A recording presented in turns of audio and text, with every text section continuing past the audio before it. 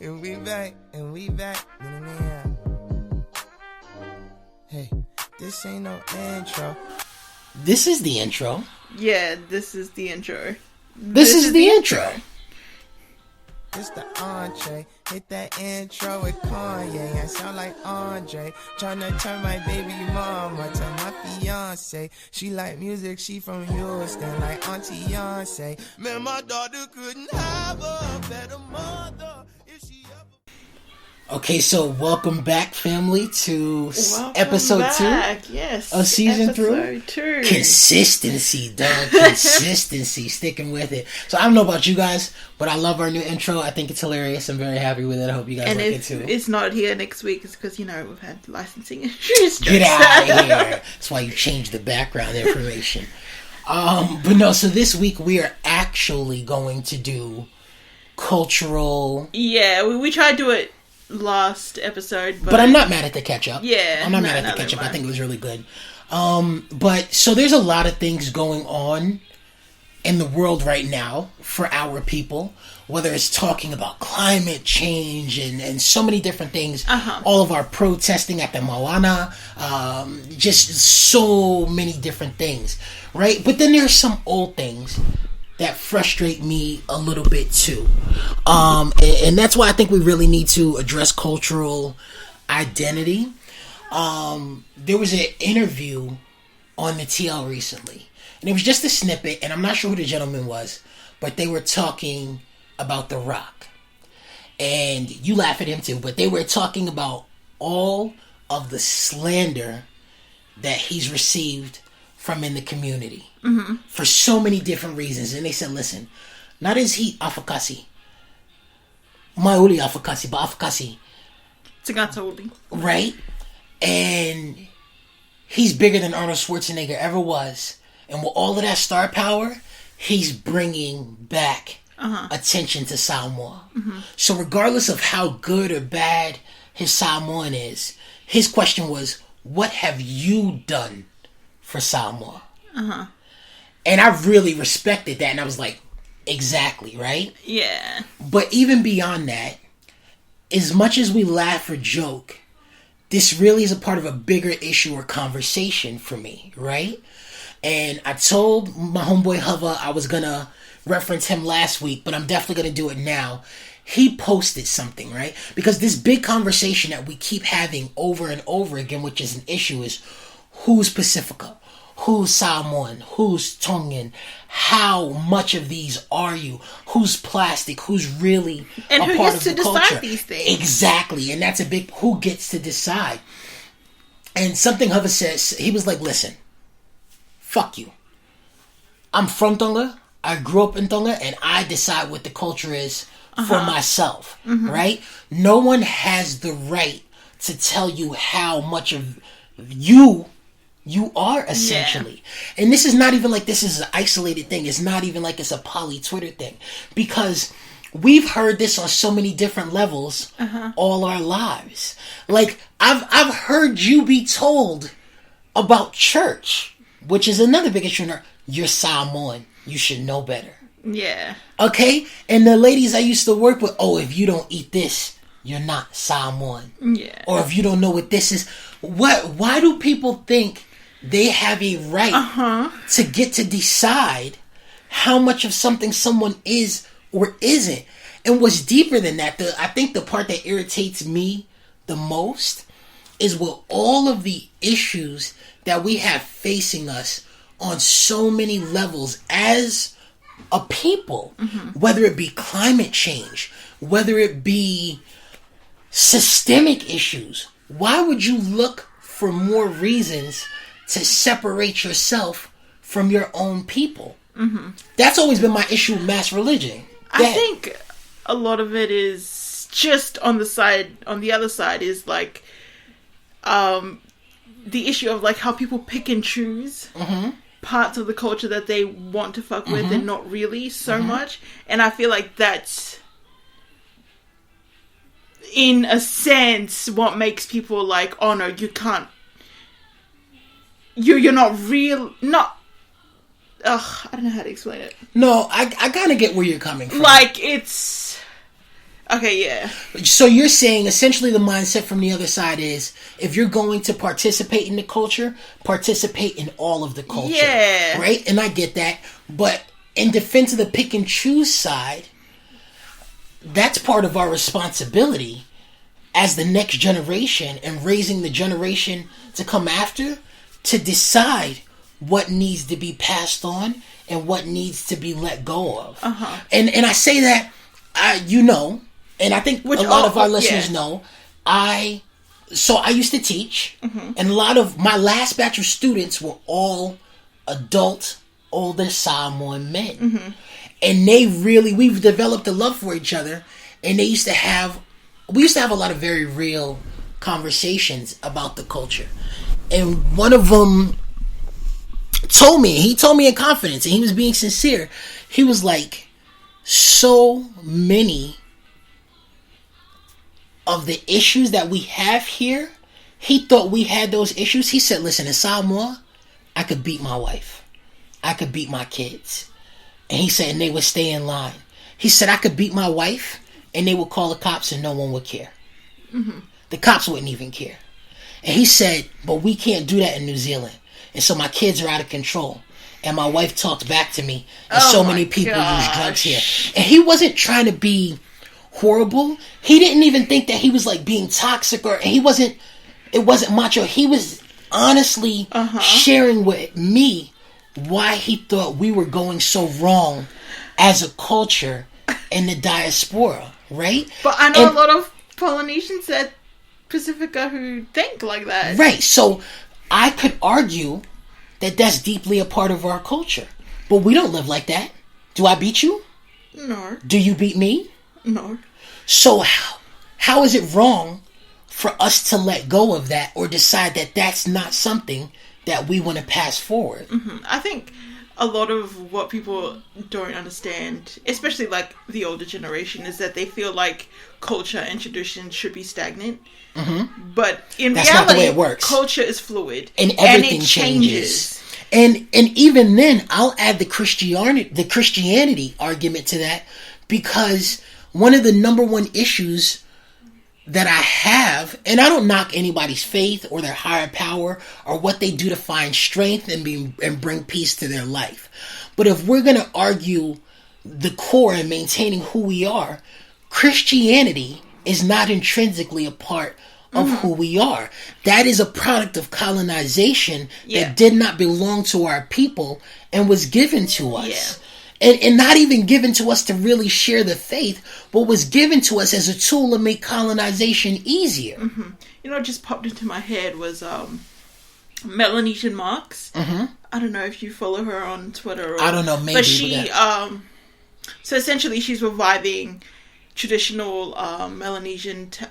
I saw you. Yeah, and so Vice did a little feature. Oh, I gotta watch that. I love Vice. Go ahead. Yeah, Vice did a little feature on the work that she's doing and just how this ties into culture being fluid and it not being stagnant is that she has like said that because it can't, the tatau that she's doing and it for the next generation, it can't be the same.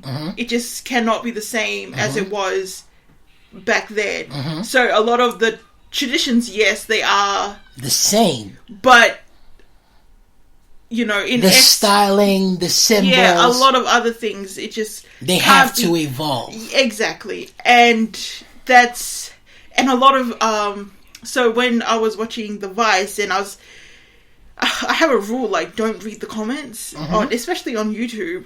But I read the comments, and you were so unspeak-toable, or I couldn't even communicate with you for the rest of that evening because you were so outraged and mad at the comments. You were mad at me for not being mad with you, and so I was trying to share like something like that had no pertinence, and you were like, "Not right now, okay?" Because these people in the comments. Well, they just so frustrating. So what she said in the Vice interview, in the Vice feature, was that she doesn't have the time to explain to people who don't understand what these tatau mean. She doesn't have the time to explain it to you. Like, if you don't know it, you don't know it. And that's pretty much it. Like, I'm not gonna sit there and explain what it means to you, like the meaning and the deep symbolism and whatever. And people got really upset about that in the comments. They're like, oh, why can't you share with us, like, if you want this to, like, be, like, if you're trying to keep this culture alive, you're trying to revive it, then why don't you share with us what these mean? It's not for you. Exactly. And we're not trying to keep the culture alive for you. This is for us. And so, and that's something I want to make clear, because I feel like I'm always kind of coming in on the progressive end, but it is deeply, deeply fucking important to protect and preserve our culture for us, for our children, and to pass it on. And our girls have a super difficult job, because they have to protect their Samoan culture. They have to protect the Maori culture. They have to protect the Kanaka culture, because they belong to so many homes and so many peoples. Goddamn Afakasi babies. But anyway, you know? See, just for you, I left out the Tongan culture. But anyway, no, but you making it seem like I'm hating on no. But anyway, and there are very important ways to do that. We need to protect our language and make sure it continues to get passed on, which is something we need to work on with our girls. We need to protect our land. You know what I mean? There are so many important ways to carry our cultures on our backs. If you're far from home, if you've never been to the motherland, then language is one of the one ways you do that. If you're in the motherland, it's protecting our land. But and if you're away from it, if you're part of the diaspora, if you're in Aotearoa, you know what I mean? If you're in Aus, if you're in the States and you feel that passionate, listen, get into politics.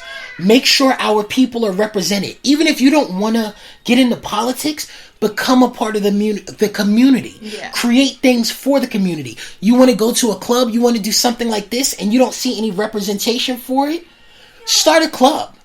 Get together with your G's and your mates and the people that you're close with, and start something in the community for the community. Yeah. There are so many ways to affect and hold on to and maintain our culture outside of the church if the church is not for you.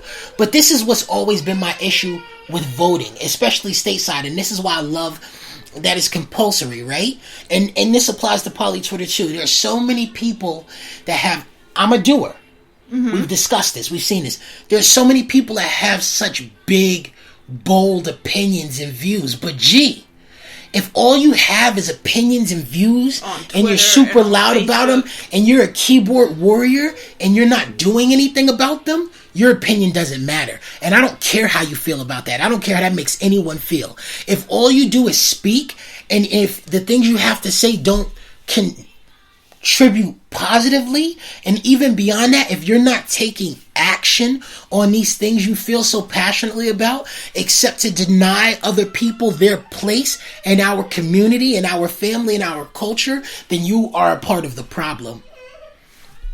Yeah, I think just going back to what you were saying in the beginning about language and land and all the ways in which we can protect our culture and stuff, I think that's also part of the reason why there's kind of like a rift between they and us, like in the sense that, like, I'm Samoan but you're not Samoan enough kind of thing. Yeah. It's like, because maybe, like, because a lot of what I see on Twitter is like, you're not really Samoan if you don't know the language. Like, how Samoan are you really if you don't understand the language, if you don't? And I feel like that, I don't know where I stand on that though. Well, because it's so funny, because I had not even to cut you off, right? But I had a discussion about this years ago. I was home in Hawaii, right? And I was with one of my homeboys who was super cool. He's Palangi, but he understands that he's not Hawaiian. Yeah. He's, and we were talking about culture, because I was like, listen, I have this friend and she's a different culture than me, but I speak her language and she doesn't speak her language. But she's always trying to shut me down from participation and being active. And she doesn't even really interact in her shit. And he said, listen. And I said, I said, like, I don't know if it's cultural appropriation, or he said, how are you in the wrong for participating more heavily in someone's culture than them? And where do they get the ability to deny you something that they don't actively take part in? And he was just playing devil's advocate, but that's a part of my argument too, which we've discussed before, right? If let's say it's culture, go ahead. You got a comment. Go ahead. So jump in. But that's really rough because I feel where she's coming from. Like I feel like she has an intrinsic right to shut you down because she is her culture. Whether she actively participates or not is her right. And that's fair. That's her. That's like fair. No, that's fair. That's fair. And whether she does or doesn't take away from her being. Right. This is also accurate. And I rock with that and I understand that. And I'm not saying his view was mine.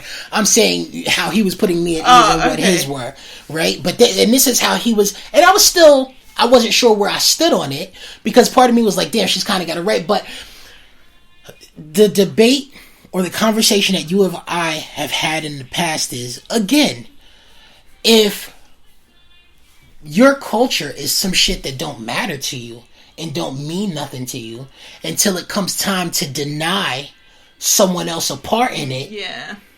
How valuable is your opinion on it? If 90 and so we had this conversation off mic, right? Mm-hmm. When I was living in New York, all of my friends, none of the people that I rocked with were Irish Americans. Mm-hmm. Right? Because I've lived in Ireland. I have a lot of friends who are from Ireland, right? Mm-hmm. And so one of my homeboys was from Ireland, and he was living in America, and he was working there. And just offhand, I was like, are you going to do anything for St. Paddy's Day? And he was like, when's that? And I was like, tomorrow. And it's one of the biggest celebrations, biggest parades in the city, right? And he was like, no, I don't give a fuck. And I was like, and I like kind of laughed. Yeah. I was like, why? And he was like, I'm Irish every day. And that shit, I loved it and it stuck with me, but that's the difference, right? Being Irish for him is not a plastic 4-leaf clover that he puts on occasionally. Yeah. It's not a reason to get drunk on certain days. It's who the fuck he is. Mm-hmm. And that was the feeling in that. And so if you're Samoan every day, and that's why I don't get mad at MMT. That's why I don't get mad at big ass tongue and flags on the van and the shit. Because if that's you, if you're tonguing every day, if you're Samoan every day, okay, you got some say. But if you're at work trying to sound white, you know what I mean? So you can be accepted by all your Palangi friends, and you don't like hanging out with fobs and all of that other shit, and then you're online shutting people down, fuck you, G. Like I said, I have no respect for that whatsoever. Yeah. I mean, this is chick that started at my work, and she was like, oh, I'm plastic Samoan. I'm a plastic Samoan. And that phrase kind of like just grinds at me. Like it just annoys me. Like, and not in like a weird way, but the way I put it is... No, you helped me understand because I misunderstood you at first, and I was like really upset and offended. Yeah. Because you were like, you're Samoan or you're not. And at first I thought you meant that like either you're Samoan or you're not a Samoan. Yeah. Like you can't be a part. But you meant like, no, fuck that plastic shit. Yeah, whether you speak the language or not, whether you're most fluent in it or not, you're Samoan. You're just Samoan. You just are. You just who. And that's just the way I feel like. And that's what's up. And even one of my students, remember, so we used to have Kai, right? We used to have Kai for a funnel. And all of my funnel and students who were Maori would come over to our home, and I would cook for everybody, and they would bring stuff, right? And one of them used to get there a little early. Mm-hmm. Yeah. And we were sitting down, and I don't want to say I was feeling sorry for myself, but I was like, I'm plastic. And she was super upset with me and super offended. And she said, why would you call yourself plastic? And I said, because I don't even speak our language. Like, I don't speak Maori.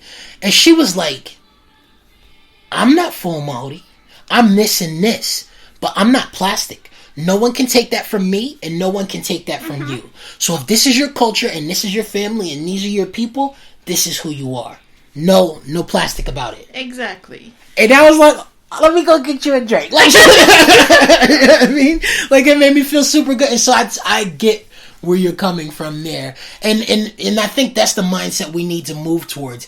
We need to have love and acceptance for ourselves as a people, all of Pacifica, as a culture that's welcoming and brings all of us in, no matter what our blood quantum, because blood quantum isn't ours anyway. Yeah. It's another product of colonization. Yeah. But I feel like for people who aren't like how Howard said, he is what Tonga to him, being Tongan is whatever he makes it to be, because exactly. he just is Tongan. But I also feel like, shout out to the young sage, Mr. Peerless, my guy. You're so ridiculous. Listen, I gotta represent for the homies, guy. But no, go ahead. You were saying, so like you said, like I do feel like there is, because it also works, like in the same sense that I feel that way, like about Samoans, like you just, whether you speak it or you don't, I also have this like internalized worry that by the next generation, a lot of like things are gonna be gone. Yeah, I get you. And because I see my mom and how she knows like all this stuff about things, and her brothers and sisters know all this stuff. So like when it comes to like weddings and funerals, they're all in it. But then when it comes to the kids, I'm just like, which of us, how many of our generation can do what they're doing? And no, there's some of us who are super strong in that, and then others not so much. But listen, that's also, not to slander them, partly our parents' fault, because that's partly just being a part of the diaspora and like right. living. And also for them, they wanted their children to succeed. They wanted their children to be able to make money and live. Yeah. And so English was important. So they have assimilation became priority. And so our parents have this shared disappointment / relief that we've integrated and we're a part of the culture, but also but disappointment that we're lacking all the things that they have. And so it's like, fuck, it's a win and it's a loss, you know? And so they're angry at us. But the good thing is there are a lot of like programs out there that are trying to teach these things in a way that is, we can like continue them to carry on and move forward. Something else that I want to talk about, like some ways that I see in our own community that we positively uplift. I know I talk about them every episode. I swear they're not sponsoring our show. But shout out to the Quito Island boys. Please go check them out. But the homie Hines, right? Not only whenever a new episode drops, he retweets us. He's always telling people to check us out. And it's not even just about us. He's always trying to inspire other Pacifica to start their own podcast and share their ideas and views so that we grow the voice in our community. Other people that have online platforms, the sisters and things like that, or the aunts, the aunties, how we share things that affect our community and boost and spread and bring value and awareness to issues that affect us, so that no matter where you are, you can get this information and our community can be reached all over the world.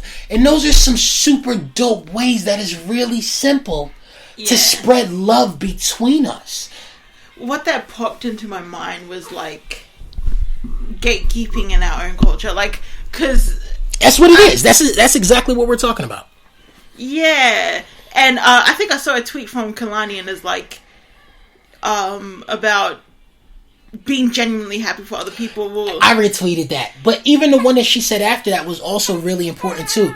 She was like, I'll find it. But she was just talking about how lame it is and how lame you are if all you have is like negative energy and bitterness at other people's happiness. She's like, that shit is so weak. And she was like, if it makes me lame, that I don't want to be bitter and talk shit about people, if I'm lame because I'm always a happy bitch for other people and bumping up their shit, then I'm gonna be lame. Yeah. So that's pretty much like, I understand gatekeeping people that aren't a part of our culture, but I see a lot of gatekeeping within our own culture towards people who are of our culture. And it kind of just, it's a little frustrating. It's a little frustrating to see because, you know, you have people who are willing, who want to engage. She said, I'm happy to be a fan of music, a fan of my peers, a fan of my homies. If that makes me annoying, so be it. Rather be annoyingly supportive than a hater or bitter. That shit triple mega weak. Suck it easy. I rock with Kehlani heavy, but I think where a lot of that comes from is Misery very sincerely loves company. And people who are unhappy don't enjoy other people being happy, right? And the other part of it is a power trip. If you don't feel like you're powerful, if you don't feel like you're strong, if you're tired of your parents talking down to yours or your boss, people get strength by going online and tearing other people down and talking. There was one chick on the TL. She was literally with her fiance the whole night the night before. And somebody texted her and was like, oh, I was with my man last night, so I don't know. Just pretending that she was with the woman's partner the night before, trying to kill their relationship. Jeez. Like, you know how much hate and negativity and bitterness you gotta have in your heart to try to, like, break somebody up? Like, that shit is wild. And I know it sounds off topic, but it's not, because it's the same. It comes from the same place. Like you said, it's one thing to gatekeep and protect the culture from people outside of it, but what positive can you possibly put on trying to gate people in your own culture? And I feel like that dissuades a lot of people from, like, wanting to engage. Like, it's like, oh, I tried the first time, and I got, like, shut down completely, and now it's kind of like, I'm just gonna... Listen, not even just defending myself and speaking from my perspective, but that is the experience of so many Afakasi, that they come in and they actually try and learn the language. My sisters, who are so devoted to the culture because they want to feel close to it, because there is a tangible separation, and they devote themselves and give their all to learning the language and participating and represent it, just to get shot down and get told you are plastic, you don't matter, because you're not really this, you're not really that. What would you know? You're only half caste. Yeah, it's rough. It's you can't ever be enough for anyone. So you are enough as you are. That's the way I put it. And the thing is, that is true. And as an adult, it's easier to be like, I'm me and I'm good enough and I'm this and I'm that.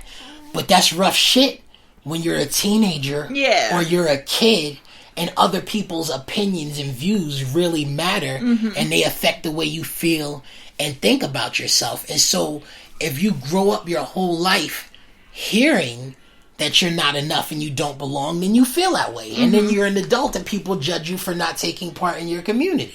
It's a little rough being a part of the diaspora, and I think we covered this in a previous episode. But just because it's like, it's constantly trying to balance your culture as opposed to being too Balangi, and it's, because I know, like, I recently with my mom, I think she said, like, before, she's like, oh, you're not a Balangi, you know, but it's like so hard trying to balance just being yourself between these two, like, worlds. Like, and you're not even half caste. Yeah, and I'm not even half caste.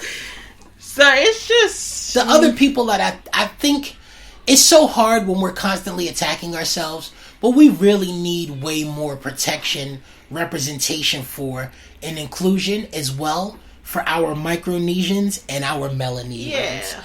Because they get left out and underrepresented and pushed out of so much of the conversation, so much of the culture, and it's not acceptable. Like, we are so relatively small as a people, especially with the changes that are coming to all of our islands, and us being at the forefront of climate change, of rising tides. Literally, we need each other more than ever.